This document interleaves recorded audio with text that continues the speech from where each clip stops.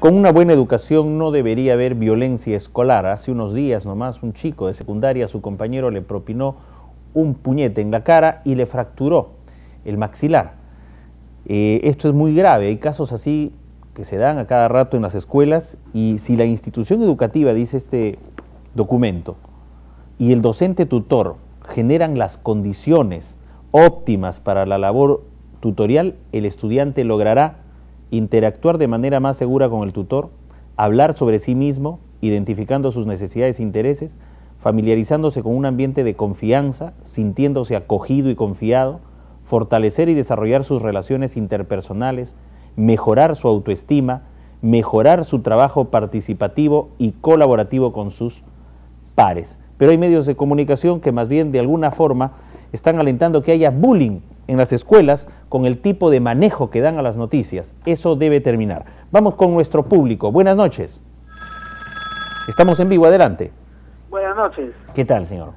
Lo que pasa es lo siguiente, acá en el Perú.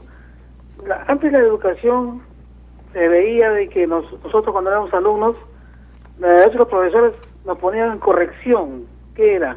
Nos daban con una regla o con correa, pero ¿por qué motivo? Porque a veces no cumplimos con la tarea. Y ahora los papás trabajan, el papá y la mamá trabajan. ¿Quiénes ven a los muchachos en la casa? No hay nadie.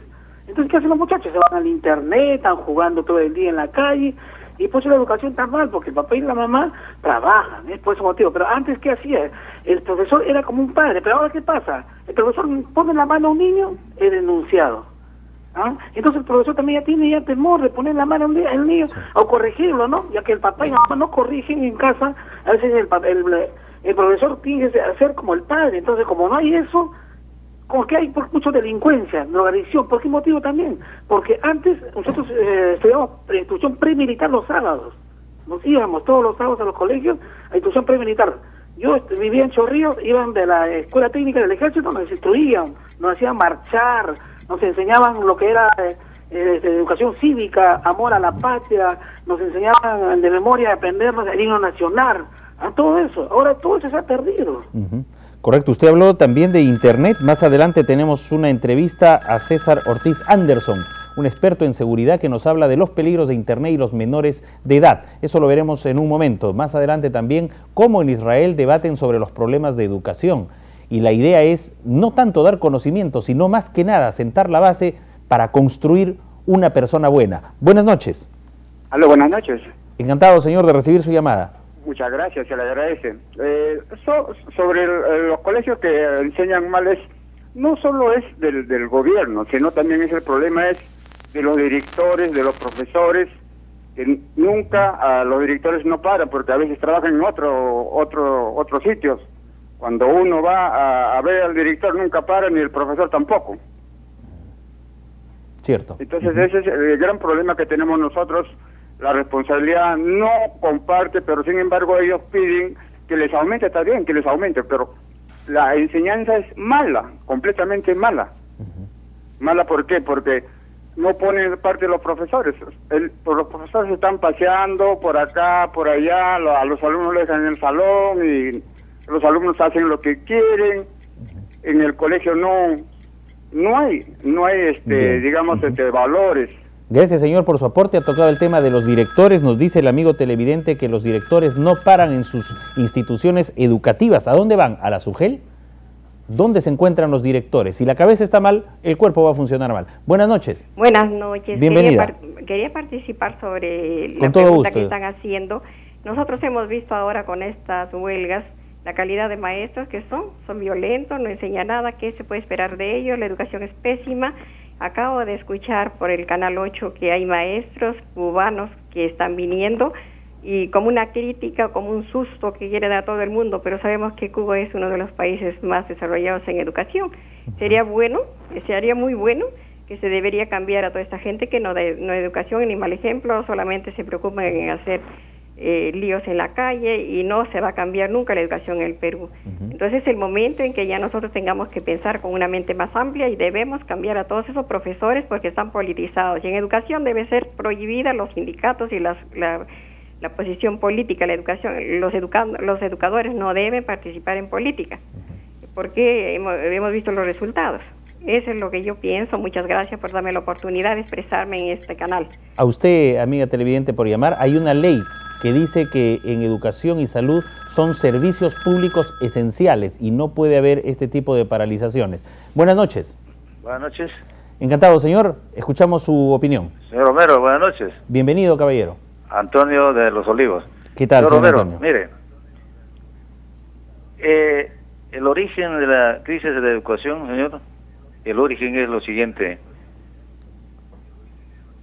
El Fondo Monetario ha limitado y obliga a los gobiernos, especialmente del Perú, para que no invierta mucho en educación y en salud.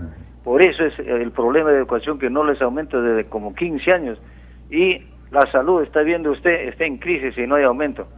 Segundo, el SUTEP, más antes parece que enseñaban bien, pero durante el fujimorismo y último del Alan García, el Alan García los ha quitado un pequeño beneficio que Soledo les había dado. En los 5 años se pasó el APRA insultando de comechados, vagos a todos los profesores sin hacer caso. En ese 5 años, señor, descontento de amargura, los profesores han renegado y dentro de ese un caldo de cultivo, señor, se ha metido el CONARE. Esta obra de la división de crisis actual de la educación es obra del APRA del quinquenio pasado. Ahora se ha dividido el SUTEP, porque Alan García quería tumbar al SUTEP. Ha logrado. En el CONARE está metido el APRA, el fujimorismo, todos, y queriendo tumbárselo al Patria Roja. Entonces, es un problema, señor, en educación. El origen ya le he dicho de cuál es. Montesinos, si estuviera en el poder, estaría contentísimo con estos problemas en educación. Alguien que petardeó la educación en nuestro país fue Montesinos y sus geishas tipo Laura Bozzo y otros. Vamos con esta llamada y la ronda del panel. Ya viene también el informe. César Ortiz Anderson advierte a los padres de familia peligros en Internet y los niños. Buenas noches. Aló, buenas noches. ¿Qué tal? Bienvenida. Miren, yo soy profesora cesante y siempre ha habido un eslogan, un pensamiento que decía: la educación es tarea de todos y todos somos la sociedad total y también es el Estado. El Estado ha olvidado totalmente a la educación y a la salud, empezando por los presupuestos que dan. Son unos presupuestos ínfimos, ridículos y la verdad de hambre que dan al Ministerio de Educación. Y eso lo estamos viendo ahora y lo estamos viendo ya de hace años. Cuando salió la ley del profesorado en los años 80 con el arquitecto Fernando Belaúnde Terry, esa ley era perfecta. Estaban todos los derechos de los profesores activos y cesantes, hacían las evaluaciones, se hacían implementaciones y capacitaciones en enero y febrero, en marzo empezaban las clases, todo estaba en orden. Cuando salió la nefasta Constitución del 93, se permitió en esta Constitución que en cada esquina de cada casa, de cada barrio, exista un colegio particular. Cuanto más colegios particulares hay, más le encanta al Estado, porque así ya no tiene que estar contratando profesores, ni implementando escuelas estatales, ni nada. ¿Usted diría, señora, que le conviene al Estado que haya más huelgas, porque así muchos padres tienen que llevar a sus hijos obligadamente? No, un momento. La huelga es un derecho constitucional y es un derecho del ser humano, es un derecho de los derechos humanos de la declaración. Es una huelga. La huelga no es ningún capricho. Los profesores se visten mal. Si ustedes ven por las calles, dicen esos son profesores, yo he visto, pues cuando he estado en las caminatas, la gente dice, ¿cómo esos profesores están vestidos así? Porque con 700, 800 soles no se puede vivir, no se puede comprar libros, no puede ir a una universidad a pagar una maestría. ¿Ustedes creen que los profesores de la sierra y de la selva tienen alguna universidad cercana para hacer una maestría, un posgrado?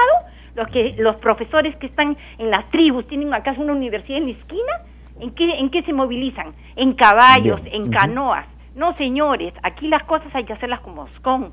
Las leyes que ha dado el APRA, esa ley es nefasta, porque ha sido un negociado con el señor Chan, que es el dueño de la Universidad de San Martín de Porres. Y bien, muchas gracias. Tiempo de sobra para opinar. Yo me refería al Estado, que le convendría entonces que haya más huelgas, porque así más colegios particulares engordarían.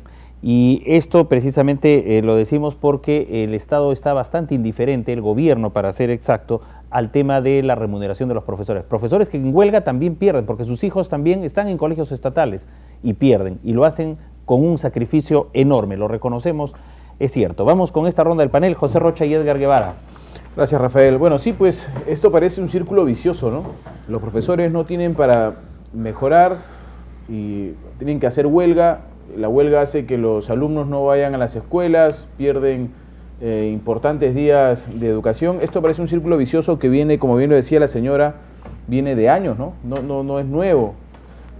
Yo buscaba en el plan de la gran transformación y seguro lo encontraré en un instante más, qué es lo que se pensaba antes de ingresar al gobierno con respecto al tema de la educación y de su desarrollo. Hay cifras, y yo voy a seguir con ellas porque reflejan claramente lo que estamos viviendo en nuestro país, y algunos dirán que son cifras que asustan, pero es parte de la realidad. Por ejemplo, la tasa de matrícula del primer nivel de educación es del 70% de niños y niñas matriculados. O sea que hay un 30% de niños y niñas de nivel inicial que deberían estar fortaleciendo su nivel educativo, que solo Dios sabe dónde están, no están matriculados. De cada 100 niños de 3 a 5 años de edad, 74 se matriculan en el nivel educativo en el área urbana, y en el área rural 61 de cada 100 se matriculan. Es increíble, hay 39 que ni siquiera están matriculados. Y la educación secundaria también los números son realmente alarmantes. La tasa neta de matrícula de educación en secundaria de población que rige entre los 12 y 16 años llega al 81.6%. O sea que hay casi un 20% de los jóvenes en nuestro país de entre 12 y 16 años que no asisten a un colegio. El nivel educativo, lamentablemente, y acá hacían comparaciones con el nivel de los colegios particulares, no todos los colegios particulares son buenos, pero hay algunos que tienen una educación muy superior a los colegios públicos. ¿Y a qué me voy a esto? Que el gobierno está en la obligación de preocuparse que el nivel educativo en nuestro país sea parejo. El niño que no tiene la posibilidad de ir a un colegio particular no tiene por qué perjudicarse con un nivel de educación malo, magro, y yo estoy en contra de aquellos que piensan que la letra con sangre entra. Yo no permitiría que a mi hijo un profesor lo toque, que lo golpee. La educación no se ha hecho para hacerse a golpes, ni con un régimen militar. El civismo sí, pero no tienen que hacerlos marchar y portar un arma para ser personas educadas, y menos agarrarlos a palazos o a correazos para que le entre la educación. Hay muchas metodologías educativas que están lejanas a este tema. Lo que pasa es que tenemos una educación bastante baja, ¿no? Pepe,